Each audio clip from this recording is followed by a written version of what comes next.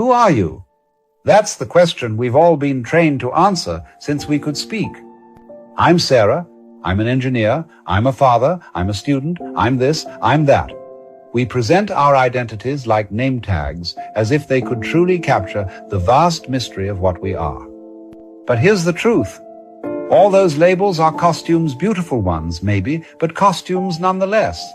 And the more tightly we grip them, the more we forget that at our core, we are something far larger, far freer, and far less definable than any identity could ever contain. From birth, society hands us scripts. You are given a name. You are given a gender.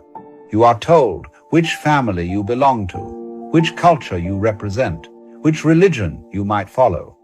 As you grow, the script expands, your school grades, your career path, your relationship status. It becomes a kind of biography that you believe is you. But all of these things are not who you are, they are what you are doing. They are the roles you play in the grand theater of life. And like any good actor, you can switch roles. But the problem is, we forget we're acting at all. Why do we cling so fiercely to these roles? Because they give us a sense of stability. If I'm somebody, then I know my place in the world. It feels safe. But here's the paradox. The more you define yourself, the more you limit yourself. The moment you say, I am this, you've also said, I am not that. You build walls around your own potential. And worse, you start to protect this identity as if it were your actual life. You fear change because it threatens your story. You fear failure because it could rewrite your character in ways you don't like. This is why letting go of identity feels terrifying. It's like stepping into a void. If I'm not my job, my nationality, my beliefs, then what am I? We fear that if we drop the mask, there will be nothing left. But what if that nothing is not emptiness, but openness? What if behind the mask is the real you, not a solid, fixed thing, but a flowing, ever-changing awareness that can never be reduced to a label? Being nobody doesn't mean being worthless. It means being free. Free to flow from one role to another without fear of losing yourself. Think about the times you've been happiest. Was it when you were carefully managing your image? Or was it when you forgot yourself entirely immersed in music, laughter, love, or creation? In those moments, you weren't somebody trying to maintain an identity. You were simply alive. That's the beauty of being nobody. When you are not clinging to a self-image, you become like water, able to take any shape, able to meet each moment without the baggage of who you're supposed to be. And ironically, this is when life becomes the richest. Because you're not busy defending your story, you're living it. When we drop our identity, something extraordinary happens. Other people's opinions lose their power over us. If you're not trying to uphold a particular image, then criticism doesn't shatter you and praise doesn't inflate you. You're no longer a puppet pulled by the strings of external validation. Of course, society doesn't always like this. A person who isn't easily labeled can't be easily controlled. When you're nobody, you can't be boxed in, sold an image, or pressured to conform. That's why so many spiritual traditions talk about ego death. It's not about destroying your sense of self, but about releasing the prison of identity. The Zen masters have a saying, to be nobody is to be everything. At first, that sounds like nonsense, but think about it. When you stop holding on to I am this, you open yourself to being anything. When you let go of your fixed identity, you can fully enter the life of a parent, a friend, a stranger, a lover, a wanderer, without feeling you're betraying some static version of yourself. It's like being an actor who's free to play any role because they're not confused into thinking they are the role. The freedom is in knowing you can change the script at any moment. So, how do we begin to loosen our grip on identity? Start by noticing how often you say or think, I am, and fill in the blank.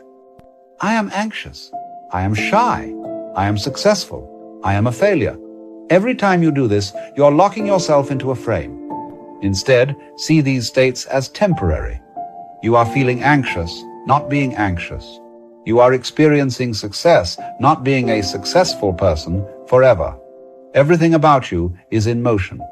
And the more you remember that, the more you realize you've been fluid all along. Dropping identity doesn't mean you erase your history or pretend you're a blank slate. It simply means you stop confusing the map for the territory. Your life story is a beautiful map. It shows where you've been, what you've done. But it's not the same as the living, breathing reality of you in this very moment. And that moment right now is the only place you actually exist. When you're not trapped in the story of who I am, you can meet this moment fresh without dragging yesterday's script into it. That's where the beauty is. That's where the freedom lives. Here's the thing. People will still try to define you. They'll still say, you're the type of person who, or you've always been. But you can smile, knowing their words are only reflections of a moment, not a fixed truth. When you stop being somebody in the way the world demands, you stop running in circles trying to live up to expectations. You start living from the inside out instead of the outside in. And in that space, you might just find the most liberating truth of all. You were never the role, you were the actor, and the actor is free. Imagine standing on a beach, watching the waves. Each wave rises, takes shape, and then collapses back into the ocean. Your identity works the same way. It rises in moments, I am this, I am that, but then it dissolves, whether you want it to or not. The problem is, most of us try to hold onto the wave, to freeze it in place. We think, this is me forever. But the ocean has other plans. Everything changes, roles shift. Even the things you once felt defined, you can vanish overnight, leaving you wondering who you are without them. This is why clinging to identity can be painful. If your sense of self is wrapped up in your career, losing your job can feel like a death. If it's tied to a relationship, a breakup can leave you shattered. If it's based on youth and beauty, aging can feel like a personal betrayal. But when you stop identifying so deeply with any single role, these changes don't destroy you. You see them for what they are, just waves. They come, they go, and you are the ocean. Vast, spacious, unbroken. The ocean doesn't panic when one wave disappears. It knows more are coming. Here's something Alan Watts often said. You're under no obligation to be the same person you were 5 minutes ago. Think about that.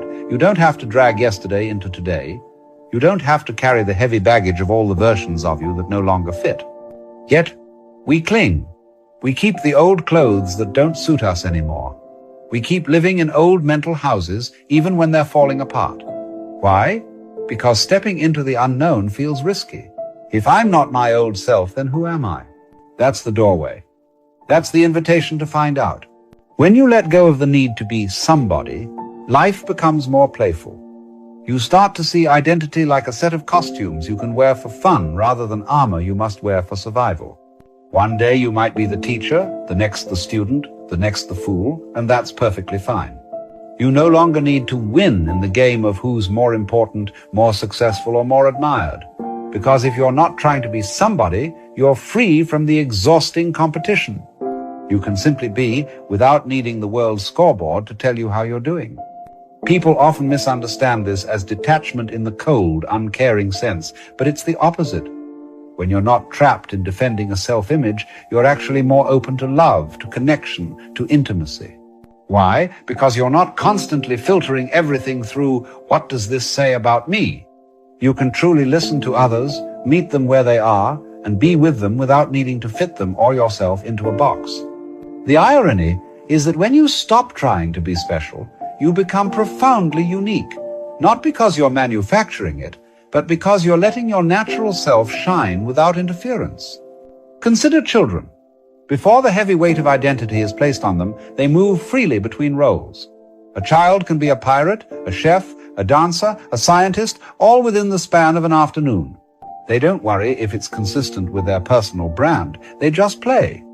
That's the spirit you reclaim when you let go of being somebody. You remember that life itself is a kind of play, not in the sense of being trivial, but in the sense of being fluid, creative, and ever-changing. When you see it this way, you can embrace life's changes with curiosity rather than fear. Dropping identity also reveals how interconnected we are. When you're clinging to me and mine, you live in a constant state of separation, me versus them, my side versus theirs. But when you're nobody in the ego sense, those walls begin to crumble. You start to feel the subtle truth that you're not separate from life, you are life. The same consciousness that looks through your eyes looks through every pair of eyes. The same ocean that makes your wave makes every wave. And suddenly the idea of competing with others feels as absurd as one wave trying to outshine another. This doesn't mean you have to abandon all preferences or choices. Being nobody doesn't mean you drift aimlessly without any desires or values. It means you hold them lightly. You can prefer one path over another without building your entire identity around it. When you do this, you become more adaptable. You can pivot when life changes course because you're not gripping the wheel with white knuckles, terrified of losing who you are. And strangely enough, this flexibility often brings you closer to the life you truly want because you're not so busy resisting reality. The question then is, how do you live this out in a world that constantly pressures you to be somebody? You start small. Notice the moments when you feel the need to defend yourself, to justify your choices, to make sure people see you a certain way. Pause. Ask yourself, what am I protecting right now? Is it my actual life or just my image? Then, experiment with letting it go. Let someone think you're wrong without correcting them. Let a small criticism pass without defending your ego. You might find it's not as fatal as you imagined. Over time, you'll see that being nobody is not about erasing yourself, it's about dropping the layers that keep you from being fully alive. And maybe, just maybe, you'll realize that the truest joy doesn't come from being admired, respected, or remembered. It comes from living in this moment with open hands, able to receive whatever life is offering right now. Because when you're not clinging to who you are, you're finally free to experience the one thing that matters most. Not your story, not your image, but life itself. Here's a powerful practice. Whenever you introduce yourself, try describing yourself without mentioning your job, achievements, or roles. Just talk about what you love, what excites you, what you've been noticing lately. It feels strange at first, almost naked. We're so used to hiding behind the shields of titles and labels that without them, we feel exposed. But that's exactly the point. You start learning that who you are is not the same as the things you do. And the more you practice, the easier it gets to meet people without performing for their approval. In the West, much of our culture is built on the story of self-improvement, becoming a better version of yourself.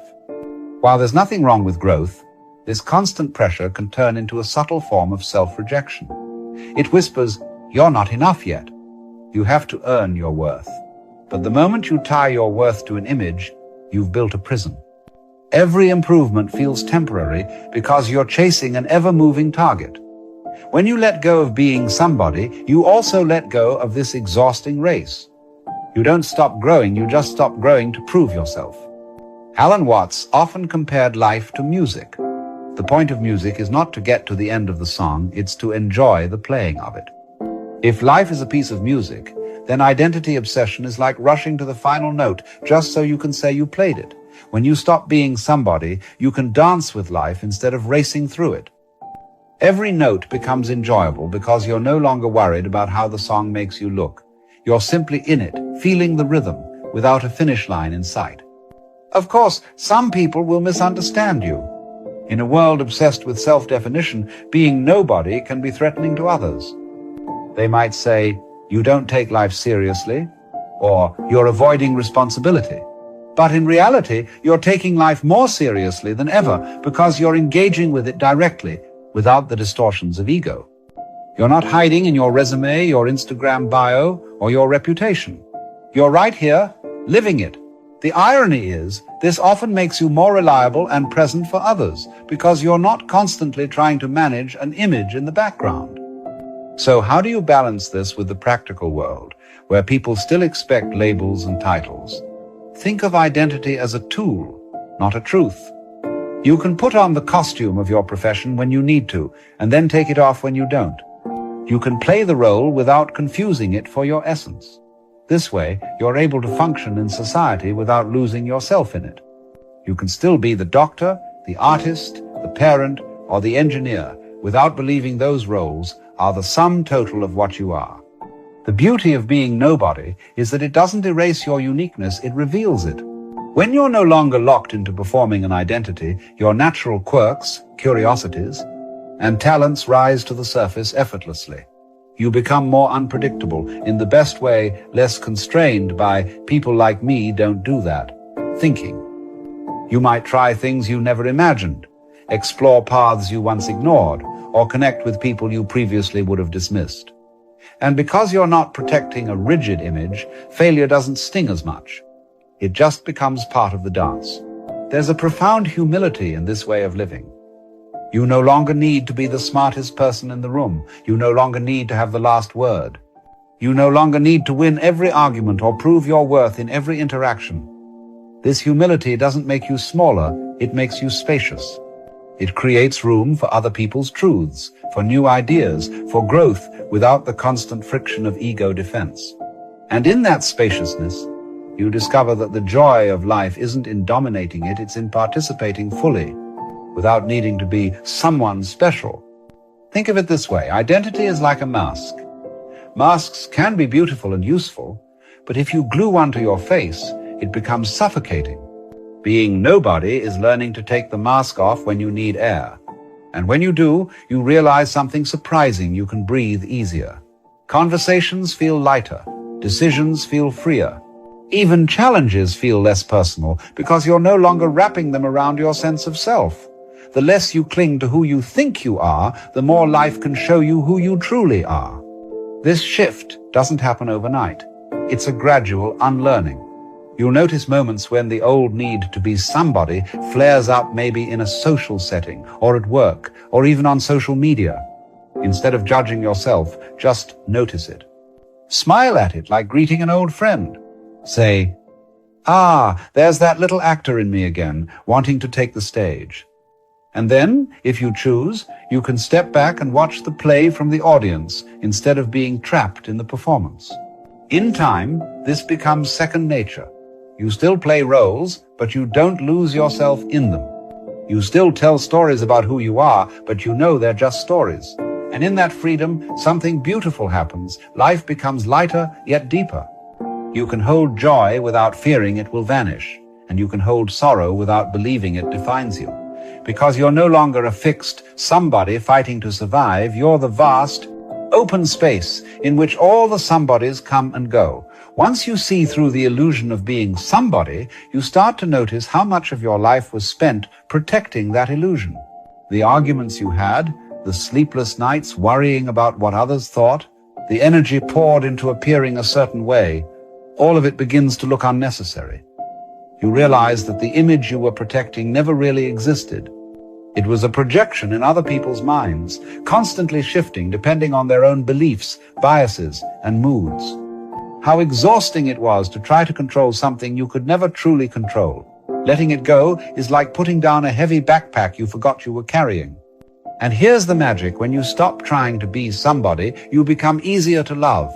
Not because you're doing anything to earn love, but because you're open.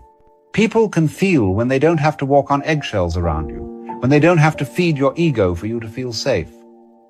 Relationships become less about proving your worth and more about sharing your experience. Love flows more freely, not because you've perfected yourself, but because you've stopped trying to be perfect. Ironically, by letting go of being special, you become deeply special in a way that doesn't need recognition. Alan Watts often spoke about the absurdity of taking ourselves too seriously. Life, he said, is a kind of play, a cosmic game where the self hides from itself by pretending to be all these different characters. When you're nobody, you see the humor in it.